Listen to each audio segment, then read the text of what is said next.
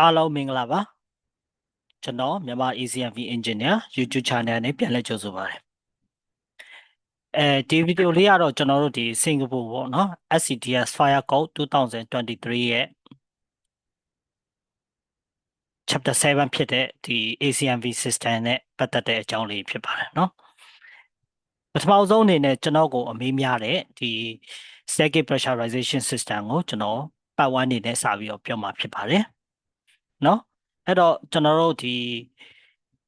Fire Code ပေါ့နော်ဒီ Fire Code ကိုတော့ကျွန်တော်တို့ဒီ SCDS website မှာတွားပြီးတော့ download လုပ်လို့ရပါတယ်နော်အဲ့တော့ Fire Code မှာပါဝင်တဲ့ Clause 7.2 Pressurization for Exit Staircase ကိုကျွန်တော်တို့ဆက်ပြီးတော့ကြည့်လိုက်အောင်နော်ပထမဆုံးသူကဘာပြောထားလဲဆိုတော့ 7.2.1 မှာ provision ပေါ့နော်ဘလို့အခြေအနေတွေမှာ static pressurization ကိုသုံးရမလဲဆိုတဲ့အကြောင်းကိုပြောပြထားဖြစ်ပါတယ်နော် Okay ဒါဆိုကျွန်တော်လည်းတူတူလိုက်ပြီးကြည့်မယ်နော် Internet Exit Staircase ပထမဆုံးအနေနဲ့ static pressurization ကို internal exit staircase တွေမှာစပြီးတော့သုံးရမယ်နော် external exit staircase ဆိုတဲ့နေရာမှာလည်းသူ့ရဲ့ building ရဲ့ habitable height ပေါ့နော် habitable height ဆိုတာကဒီ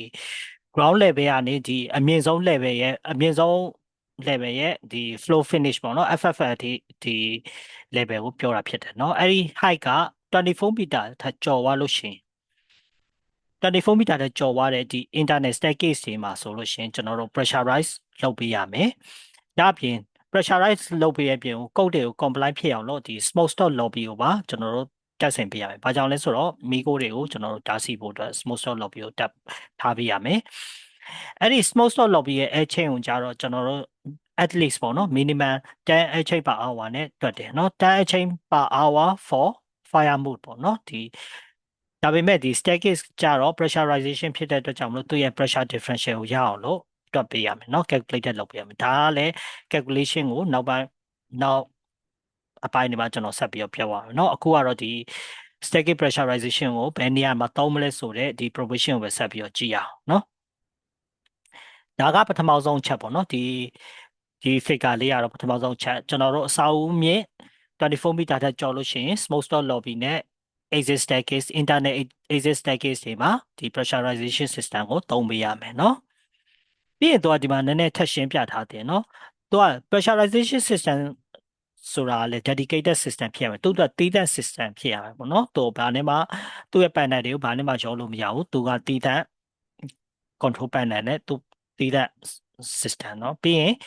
two fans are recommended. Capacity of each fan shall be provided for 50% of equipment. သူကတစ်ခု failure ဖြစ်ရင်နောက်ထပ်တစ်ခုသုံးဖို့အတွက် fan ကိုလည်းနှစ်ခုထားဖို့အတွက်သူက recommend လုပ်ထားတယ်เนาะ duty standby ထားဖို့ပေါ့เนาะ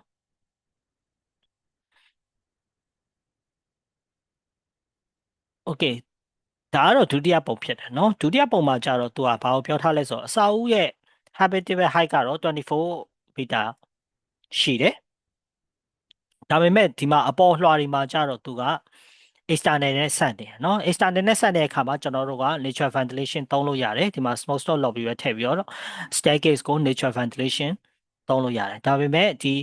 internal exit staircase ဖြစ်တဲ့ဒီအောက်ထပ်အလှတွေကိုကြတော့ဒီမှာ mechanical ventilation MV သုံးရမယ် pressurize သုံးရမယ်เนาะအဲ့ဒီနှစ်ခုကလည်းဆက်ထားတယ်เนาะဒီမှာ transfer exit passageway နဲ့ဆက်ထားတယ်ဒါကိုသူကပြောချင်တာเนาะဒါဆိုအောက်ထပ်တွေက24 meter ထက်နည်းပေမဲ့လည်းเนาะဒီနေရာမှာတော့ဒီလို case မှာတော့ဒီ pressurization ကိုသုံးမရမှာဖြစ်တယ်เนาะနောက်ထပ်တစ်ခုကဒီမှာသူက staircase A staircase B နဲ့ပြထားတယ်เนาะ staircase တွေကနှစ်ခုရှိရင်တစ်ခုချင်းစီမှာ system တစ်ခုချင်းစီ pressurization system တစ်ခုချင်းစီလိုက်တက်ပေးရမှာဖြစ်တယ်เนาะတက်ဆင်ပေးရမှာဖြစ်တယ်ဒါကတော့သူ့ရဲ့ provision requirement နံပါတ်2ချက်ပေါ့เนาะ2ချက်နောက်ထပ်ဘလို့ exit staircase တွေမှာသူကလိုသေးလဲဆိုတော့ဒီလိုမျိုးဒီနံပါတ်3ပေါ့နော်ဒီပုံလေးကိုဆက်ကြည့်မယ်ဆိုလို့ရှိရင်ဘလို့ exit staircase တွေလဲဆိုတော့အတွင်းဘက်ရောက်နေတဲ့ exit staircase တွေပေါ့နော်ဒီမှာဆိုရင်ဒီ staircase ကဘလို့မှ natural ventilation ရစရာအကြောင်းမရှိဘူးเนาะအတွင်းဘက်ထဲရောက်နေတာเนาะဒီ unit တွေအတွင်းဘက်ထဲရောက်နေတဲ့အတွက်ကြောင့်မလို့ဒီလို staircase တွေကြာရင်လည်းသူက pressurization လုပ်ပေးရမယ်เนาะဒါပြင်ဒီမှာက smoke stop lobby လည်းဒီမှာလိုသေးရเนาะဒီမှာ smoke stop lobby SSL အနေနဲ့ဒီမှာပြထားပတ်ပတ်လဲเนาะဒီမှာ unit ABCD ဒါဆိုရင်ဒီဟာကသူ့ရဲ့ provision 3ခုပေါ့နော်။နောက်ထပ်ဒီမှာလဲပုံလေးမှာလဲဒီမှာပြထားတယ်ဒီမှာလဲ internal staircase ပဲเนาะ internal staircase အတွင်းထဲရောက်နေတဲ့ဒီ staircase မှာ pressurize လို့တယ်เนาะဒါကိုပြောချင်တာเนาะဒါအပြင်သူကဒီမှာ pressurize တင်မယ်မကောင်းเนาะ fire fighting lobby ပါထည့်ပေးရเนาะ fire fighting lobby ပါထည့်ပေးရတယ်ဒါကို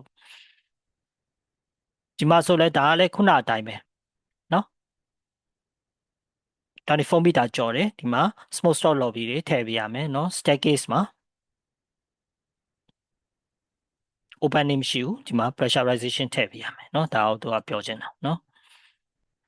ဒါကတော့ဒီ above ground ရဲ့ဒီ staircase တွေမှာတောင်းရမယ်ဒီ pressurization ပေါ့နော်exit staircase တွေမှာတောင်းရမယ် pressurization system ရဲ့ provision ပေါ့နောက်ထပ်တစ်ခုကကြတော့သူကဘာပြောလဲဆိုတော့နံပါတ် B ကကြတော့ basement ပေါ့နော် basement နေမှာဆိုလဲသူက pressurization basement ရဲ့ exit staircase မှာဆိုလဲသူက pressurization system ကိုသုံးပေးရမယ်နော် fire fighting lobby နဲ့ဒီမှာ exit staircase เนาะ pressurization system သုံးပြရမယ်เนาะဘယ်လိုအခြေအနေမှာလဲဆိုတော့ full basement story တော့เนาะ basement က၄ဓာတ်ထက်ကျော်တဲ့အခါမှာသူက pressurization ကို fire lift lobby ကိုပါတော့ pressurize လုပ်ပေးရမယ်เนาะပြောချင်တာကဒီမှာဒါလည်းတူတူပဲเนาะ fire fighting lobby ဒီမှာအပေါ်တက်သွားတဲ့ staircase တခုတတိထားမှာကတော့ဒီ exit staircase တွေဆိုတာကဒီ one way ပဲเนาะဥပမာအဖြစ် basement လည်းရှိတယ်အထက်မြင့်အပေါ်ဓာတ်ကိုလည်းရှိရဲဆိုလို့ရှိရင်ဒီ exit ကိုပေါင်းလို့မရအောင်တစ်ခုချင်းစီသွားရတယ်เนาะမီးလောင်တဲ့အခါမှာပြေးတဲ့လူက basement ကလည်းတစ်ခါပြေးမယ်ဒီအပေါ်ကလူကလည်းအောက်ကိုဆင်းပြီးတော့ exit passage ဝင်နေပြေးမယ်အဲ့တော့သူက exit way ကိုကြတော့တလန်းစီလုပ်ပေးရတယ်ဒါကသတိထားမယ့်ချက်ပေါ့เนาะဒါကအာခီတွေကပေးမှာပါเนาะဒါပေမဲ့ကျွန်တော်တို့လိုအပ်တဲ့ ventilation system တွေကလည်း pressurization system တွေကလည်း dedicated system တွေဖြစ်ရမယ်เนาะ basement အတွက်ဆိုလို့ရှိရင် basement တည်တယ်ပဲဖြစ်ရမယ်ဒီ above ground ဒီ pressurization ဆိုရင် above ground pressurization သူ့ရဲ့ staircase တစ်ခုမှာ passageway တစ်ခုမှာ system တစ်ခုပဲဖြစ်ရမယ်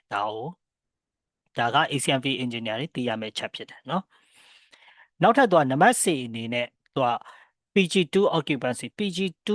building ဆိုတာကတော့ဒါ high risk building เนาะ condo high risk building တွေမှာကြာရင်သူက manual call point တွေတက်ပေးရမယ် smoke detection system ကိုသုံးပေးရမယ်เนาะပြီးရင် pressurization system ကိုလည်းသုံးပေးရမယ်ဒါကို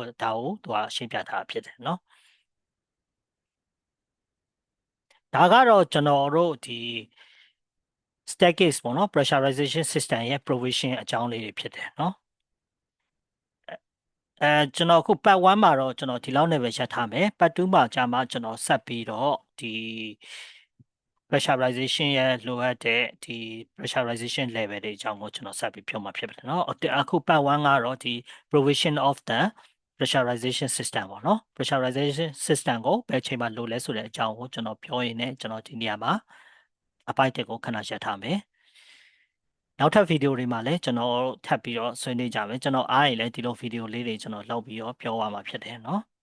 တကယ်လို့ကျွန်တော်ဗီဒီယိုမှာမှားသွားတာရှိရင်လိုအပ်တာရှိရင်ထပ်ပြီးဆွေးနွေးချင်တာရှိရင်ကျွန်တော်ရဲ့ဒီဗီဒီယို comment မှာလာပြီးပြောလို့ရတယ်ကျွန်တော်တို့မြန်မာ ACMV engineer ရဲ့ဒီ Facebook မှာလည်းလာပြီးတော့